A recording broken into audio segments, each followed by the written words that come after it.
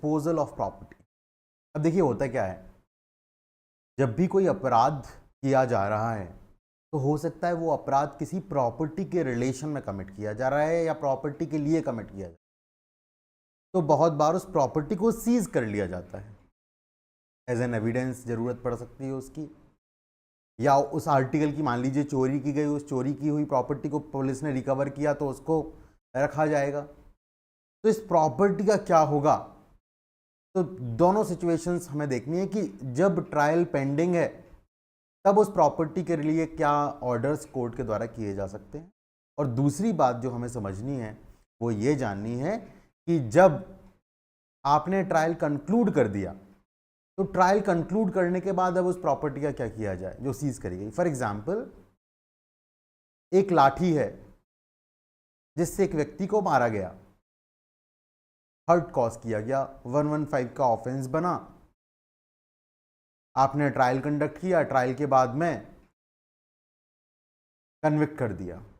Now this लाठी, इस लाठी के रिगार्डिंग कुछ ऑर्डर होना चाहिए, कुछ ऑर्डर होना चाहिए, कोई वेपन हो उसके रिगार्डिंग कुछ ऑर्डर होना चाहिए। तो भाई इसको डिस्ट्रॉय किया जाए, किसको दिया जाए, किसको नहीं दिया जाए। चोरी की हुई संपत्ति रिकवर कर ली, अब इस संपत्ति को किसको दिया जाए, ओनर को दिया, क्या किया जाएगा इस प्रॉपर्टी का, इसी के regarding disposal of property chapter 36 जो है वो बात करता है। मैंने समझ आपको बात समझ आ रही हो। अब देखो बड़ा नॉर्मल सा जनरल सी बातें लिखी हुई हैं यहाँ पर, कुछ ऐसा नहीं लिखा है जो कि आपको लगे कि मेरे समझ से बाहर की बातें हैं। अब जब ट्रायल पेंडिंग है, आपकी कोई वस्तु सीज कर ली गई, आपको वो चाहिए है, what you will do, you will approach the court, magistrate साहब के पास, जज साहब के पास आप जाएंगे और बोलेंगे कि हमें इसकी कस्टडी दी जाए। जैसा मैजिस्ट्रेट साहब को, जज साहब को सही लगता है आपको वो ऑर्डर कर देंगे। कोई प्रॉपर्टी सीज करिए तो ड्यूरिंग द ट्रायल की बात हुई, ट्रायल कंक्लूड हुआ, तो ट्रायल कंक्लूड होने पे मैं बताऊं हमेशा सेक्शन 498 का जिक्र किया जाएगा आपके जजमेंट के अंदर। आपके जजमेंट के अंदर 498 का जिक्र होगा। जैसे कि मैंने बताया था, 4 आपका ये इसके रिगार्डिंग बताया था मैंने आपको, बेल के केसेस में इसके रिगार्डिंग बताया था, 401 के रिगार्डिंग, कि जब भी जजमेंट लिखा जाता है तो जजमेंट में ये लिखा जाएगा कि प्रोबेशन का लाभ क्यों नहीं दिया आपने, आपको ये लिखना पड़ेगा, है ना। आप कोई एक्विटल रिकॉर्ड करते हैं तो उसको हायर कोर्ट में अपीयर होने के लिए उससे भी बेल बॉन्ड जो है साइन करा लेते हैं। यू विल मेंशन सेक्शन 481, आपको 481 जो है मेंशन करना पड़ेगा जजमेंट के अंदर। सेम वे आपने उस प्रॉपर्टी का क्या किया, उस प्रॉपर्टी के रिगार्डिंग क्या डायरेक्शन दिया, ये भी जजमेंट में रिकॉर्ड किया जाएगा एज पर section 498 at the conclusion of the trial. अब ऑब्वियस सी बात है, जिसकी वो प्रॉपर्टी अगर है तो उसको दे दोगे, अगर वो इलीगल चीज है तो उसको डिस्ट्रक्ट करने का आदेश दोगे। अब ऑब्वियस सी बात है, जिस दिन ये आदेश दिया जाएगा तुरंत के तुरंत उसको डिस्ट्रॉय नहीं किया जाएगा। आप ये नहीं बोलोगे ट्रायल खत्म हुआ डिस्ट्रक्ट कर दो, हो सकता है वो अपील में जाए, वो एविडेंस मटेरियल रहे, तो 2 महीने तक इसको डिस्ट्रक्ट नहीं किया जाता है, या जब तक अपील पेंडिंग है तब तक नहीं क्या नहीं किया जाएगा, डिस्पोज ऑफ नहीं किया जाएगा। जैसे ही आपका ट्रायल 2 महीने का पीरियड खत्म हो जाए, या फिर आपने अगर कोई अपील हो गई थी तो अपील जब तक डिसाइड नहीं होती है, डिसाइड होने पर आप उस प्रॉपर्टी को क्या कर देंगे अकॉर्डिंगली डिस्पोज ऑफ कर देंगे।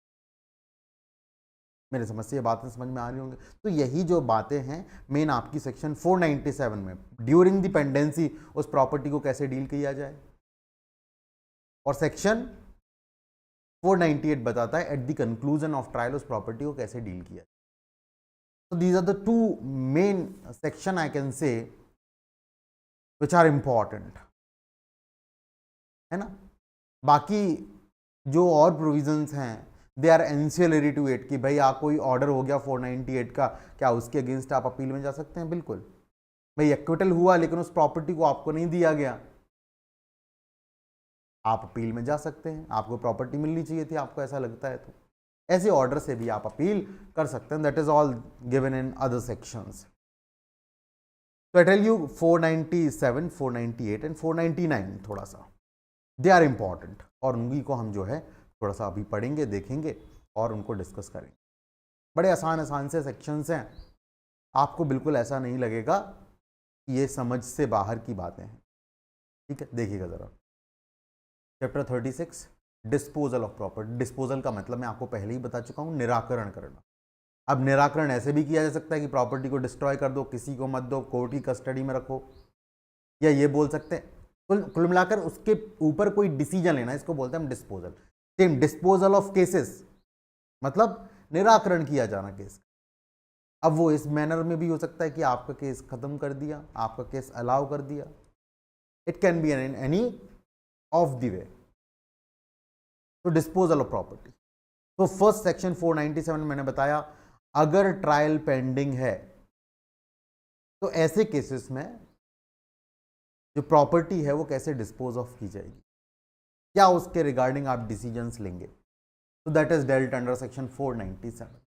तो सीधी सीधी सी बात है कि ऐसे केसेस में जो एम्पावर्ड मैजिस्ट्रेट है या एम्पावर्ड कोर्ट है, जज है, वो जो है इसके रिगार्डिंग डिसीजन लेगा। बस इतनी ही बात जो है मैं बताऊं इस सेक्शन में महत्वपूर्ण, और कुछ नहीं। When any property is produced before any criminal court or magistrate empowered to take cognizance to commit it for trial during investigation, inquiry or trial, the court or magistrate may make such order as it thinks fit for the proper custody of the property pending the conclusion of the investigation, inquiry or trial, and the property is subject to speedy and natural decay। अगर भाई property का speedy और natural decay होता है और court को otherwise ऐसा लगता है कि ऐसा किया जाना चाहिए, तो कोर्ट जो है अपने रीजंस रिकॉर्ड करने के बाद बोल सकता है कि तुरंत के तुरंत इस प्रॉपर्टी को बेच दो और अदरवाइज डिस्पोज ऑफ करो। भाई नेचुरल डिके होगा प्रॉपर्टी का, रखे रखे तो बेकार ही हो जाएगी, तो कोर्ट बोल सकता है इसको बेच दिया जाए तुरंत के तुरंत। अदरवाइज जो भी कस्टडी प्रॉपर लगती है कोर्ट को, उस कस्टडी को ऑर्डर कर सकता है। बताओ जरा कोई बड़ी बात, ऐसी बात जो आपको समझ में ना आई हो। प्रॉपर्टी कोर्ट के सामने आती है, कोर्ट जो है डिसाइड करेगा। ठीक है, चलिए आगे देखिए एक्सप्लेनेशन। प्रॉपर्टी में क्या क्या आता है। प्रॉपर्टी मीन्स एनी काइंड और document which is produce before the court which is in its custody. जो भी कोर्ट की कस्टडी में, चाहे वो किसी तरीके की प्रॉपर्टी हो, चाहे वो कोई डॉक्यूमेंट हो, वो सब कुछ प्रॉपर्टी की डेफिनेशन में शामिल है। Any property regarding which an offence appears to have been committed or which appears to have been used for the commission of offence.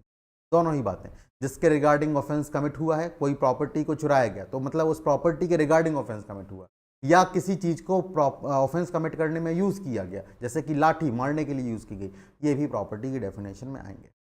ठीक है, देखो जरा आगे।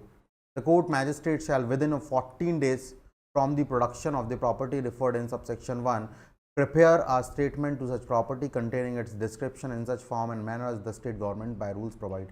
जब भी प्रॉपर्टी आपके सामने आती है उसका डिस्क्रिप्शन वगैरह स्टेटमेंट जो है प्रिपेयर करेंगे कि किस तरीके की प्रॉपर्टी है, उसका डिस्क्रिप्शन क्या है। ठीक है, कितने दिन के अंदर, 14 days के अंदर, जब भी वो प्रॉपर्टी आपके सामने आती है।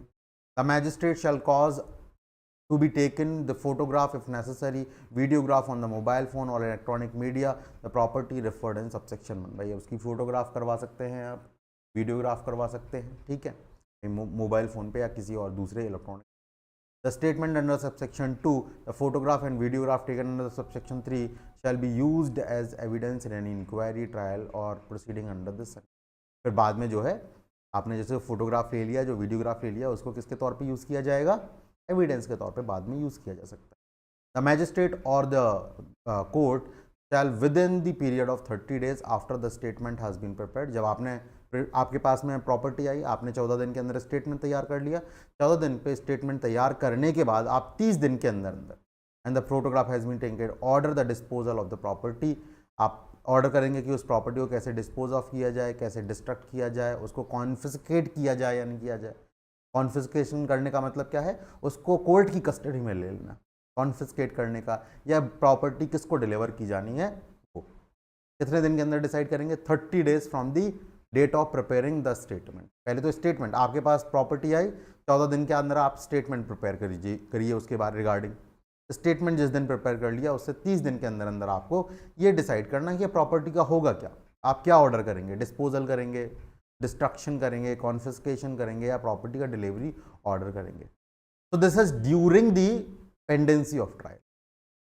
Now the trial is concluded, property अभी तक आपके पास में रही, तब तक तो आप रख सकते थे, आपने बोला कि इसको एविडेंस में लेने की ज़रूरत पड़ेगी हमें, इसको वापस से अक्यूज को नहीं दे सकते हैं, विक्टिम को नहीं दे सकते हैं for any of the reason, but now the trial is concluded, अब तो आपको कुछ डिसीजन लेना ही पड़ेगा प्रॉपर्टी के रिगार्डिंग, अब तो उसका कुछ काम भी नहीं बचा। तो ऐसे में सेक्शन 498 है, 498 order for disposal of property eight the conclusion of trial के कंक्लूड होने पर आप प्रॉपर्टी का क्या करेंगे। तो मैंने बताया था आपको दो कि भाई आप जो है प्रॉपर्टी का जो भी कस्टडी है उस वैसा ऑर्डर करेंगे, चाहे उसको डिस्ट्रक्ट करने की बात हो, जो भी इंटाइटल्ड पर्सन है, अगर चोरी हुई है तो इंटाइटल्ड पर्सन होगा कोई, तो इंटाइटल्ड पर्सन को प्रॉपर्टी दी जाए। कितने टाइम के अंदर अंदर ऑर्डर को लेकर के आना है तो वो मैंने आपको बता दिया है कि जनरली इसमें आप 2 महीने का समय जो है वो देखते हैं। ठीक है, देखिए ज़रा, वेयर एन इन्वेस्टिगेशन, इंक्वायरी और trial in criminal court, criminal cases conclude. ठीक है, इन्वेस्टिगेशन कंक्लूड हो गया है, ट्रायल कंक्लूड हो गया है। द कोर्ट और the magistrate may make such order as they thinks fit, the disposal, destruction और कॉन्फिस्केशन और delivery of property claiming to be entitled to possession thereof or otherwise of any property or document produced before it in the custody or regarding which an offence appears to have been committed which has been used for the commission of the offence। बिल्कुल obvious सी बात है, जो court है, जो magistrate है, वो कोई भी ऑर्डर कर सकते हैं जो कि उनको ठीक लगे, चाहे वो डिस्पोजल से रिलेटेड हो, डिस्ट्रक्शन से रिलेटेड हो, कॉन्फिस्केशन से रिलेटेड हो, या फिर आपका डिलीवरी ऑफ प्रॉपर्टी से रिलेटेड हो। Second, order under subsection 1 for the delivery of any property to any person claiming to be entitled to possession thereof without any condition or condition that he executes a bond with or without surety to the satisfaction of the court engaging to restore such property to court if the order under subsection 1 is modified or set aside on appeal or revision। अब जब भी देखो आप किसी व्यक्ति को कोई property submit करते हो अंडर सबसेक्शन 1, सबसेक्शन 1 में लिखा हुआ था प्रॉपर्टी को आप उस व्यक्ति को दे सकते हो जो कि इंटाइटल्ड है प्रॉपर्टी के लिए। आपने वो प्रॉपर्टी उसको दी तो साथ ही साथ केवल प्रॉपर्टी दोगे नहीं, साथ ही साथ उसको एक कंडीशन, या तो बिना किसी कंडीशन के दे सकते हो या उसके ऊपर एक कंडीशन लगा सकते हो कि भाई आपको एक बॉन्ड एग्जीक्यूट करना पड़ेगा। क्या एग्जीक्यूट करना पड़ेगा? एक बॉन्ड एग्जीक्यूट करना पड़ेगा। उस बॉन्ड में ये लिखा होगा कि भाई जब भी अगर ये प्रॉपर्टी के रिगार्डिंग कोई डिसीजन आता है रिवीजनल कोर्ट से, अपीलेट कोर्ट से, वहां पर अगर कोई ये जो ऑर्डर मैं आपको कर रहा हूं ये अगर मॉडिफाई होता है या सेट असाइड कर दिया जाता है रिवीजनल कोर्ट के द्वारा, अपीलेट कोर्ट के द्वारा, आपको ये प्रॉपर्टी फिर से इस कोर्ट के पास में लेकर के आनी पड़ेगी, रिस्टोर करनी पड़ेगी। इस तरह की कंडीशन आप डाल सकते हैं जब प्रॉपर्टी आप किसी को डिलीवर कर रहे हैं। इज दिस क्लियर और नॉट? बताओ जरा।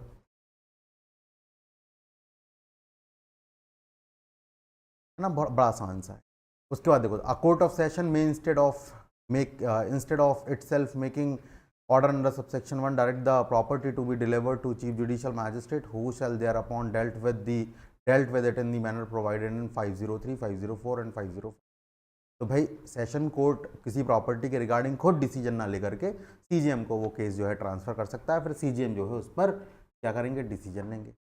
Accept as other where the property is a live stock. Live stock मतलब ऐसा जो तुरंत खराब होने वाली चीज़ें होती हैं उनको लाइव स्टॉक बोलते हैं। टोमेटोज हो गए आपके, ठीक है, फ्रूट्स वगैरह हो गए।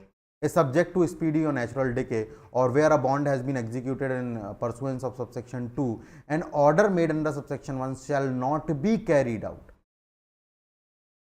जो भी ऑर्डर किया गया, चाहे वो डिस्ट्रक्शन का ऑर्डर किया, चाहे वो डिस्पोजल ऑफ प्रॉपर्टी का ऑर्डर किया, चाहे आपने डिलीवरी ऑफ प्रॉपर्टी का ऑर्डर किया, इस ऑर्डर को एग्जीक्यूट नहीं किया जाएगा, क्रियान्वयन में नहीं लाया जाएगा। तब तक कि जब तक कि 2 महीने ना निकल जाएं, और अगर अपील डाली गई है तो जब तक कि अपील ना डिस्पोज ऑफ कर दी जाए। लेकिन ये करना कब जरूरी नहीं है? जब लाइव स्टॉक हो, स्पीडी और नेचुरल डिके हो रहा हो प्रॉपर्टी का, या फिर आपने बॉन्ड ले लिया हो। जिस व्यक्ति को प्रॉपर्टी डिलीवरी करी आपने उससे बॉन्ड साइन करा लिया है कि जब भी रिवीजनल कोर्ट या अपीलेट कोर्ट इस ऑर्डर को मॉडिफाई करेगा या सेट असाइड करेगा, आपको ये प्रॉपर्टी हमारे पास वापस लेकर के आनी पड़ेगी। इज दिस क्लियर और नॉट? बताओ जरा। अदरवाइज आप जो ऑर्डर कर रहे हैं अंडर सबसेक्शन 1 प्रॉपर्टी को डिस्पोज ऑफ करने का eight the conclusion of trial, उसको कैरी आउट नहीं किया जाएगा। उसको कैरी आउट नहीं किया जाएगा अब तक 2 महीने तक। या फिर अपील अगर हो गई है, 2 महीने का टाइम किस लिए दे रहे हैं? अगर आप अपील कर दो तो फिर ऑब्वियस सी बात है, जो कोर्ट, अपील कोर्ट डिसाइड करेगा, जब तक उसका डिसीजन नहीं आएगा तब तक ऐसे ऑर्डर को एग्जीक्यूट नहीं किया जाएगा, कैरी आउट नहीं किया। ठीक है। सेक्शन 499 है, payment to innocent purchaser of money found on accused. Innocent purchaser of money found on.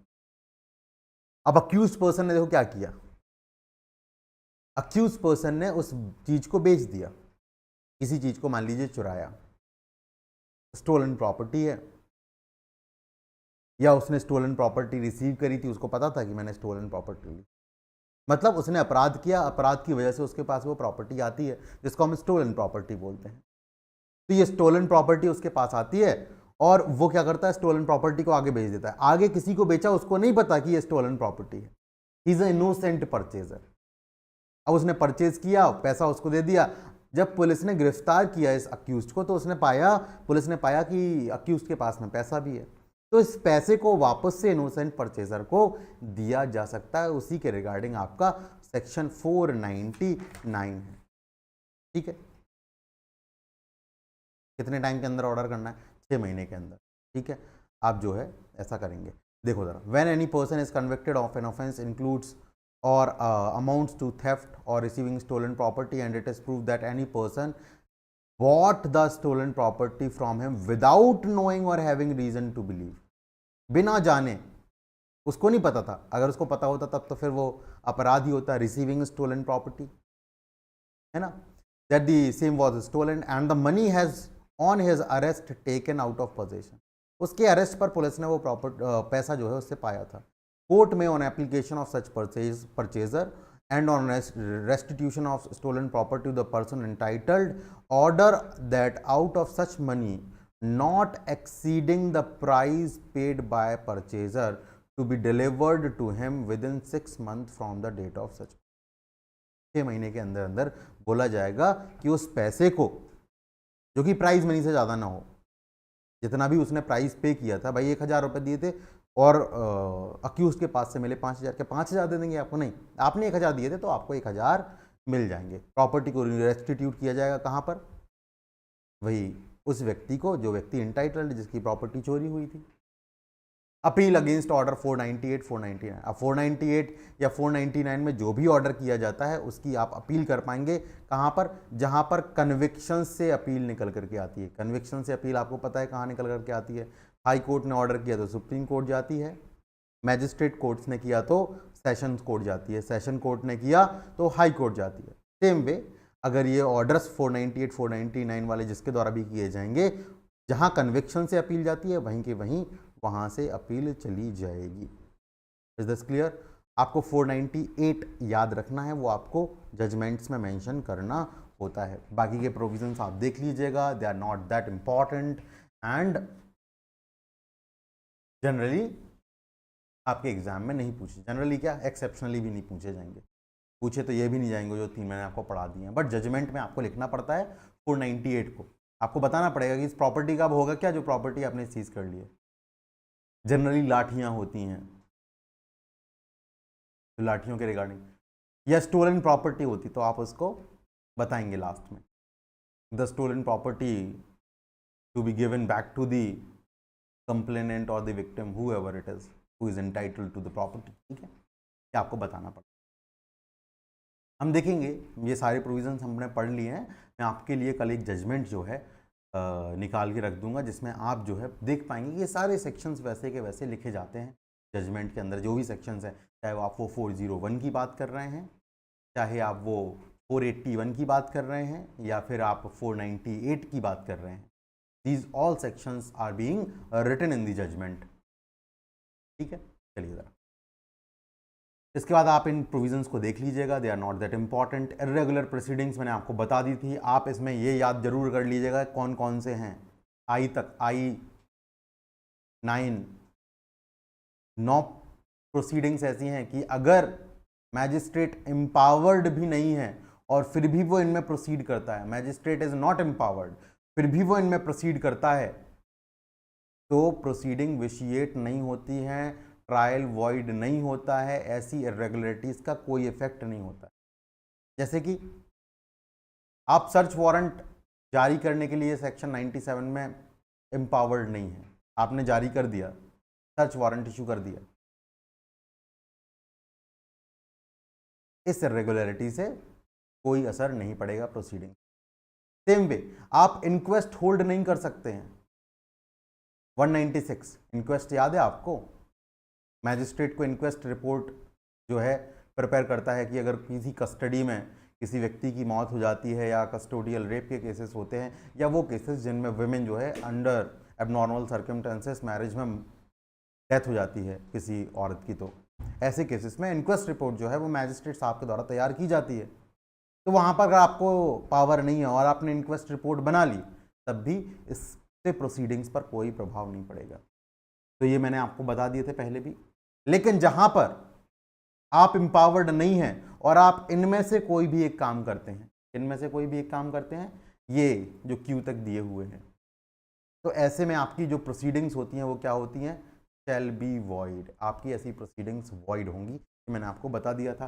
Proceedings in a wrong place jurisdiction को लेकर के है कि भाई फेलियर ऑफ जस्टिस ओकेजन नहीं हुआ है, तो फिर इसका कोई प्रभाव नहीं पड़ता है। ये सारे सेक्शंस जो हैं हम पढ़ चुके हैं, जान चुके हैं, इंपॉर्टेंट हैं सारे 512 तक, पूरा 506 से लेकर के 512 तक इंपॉर्टेंट सेक्शंस हैं, मैंने सारे आपको बता दिए हैं। फिर जो चैप्टर आपका 38 है उसको भी मैंने आपको पढ़ा दिया था, सारे सेक्शंस मैंने आपको पढ़ा दिए थे, they are all important. Now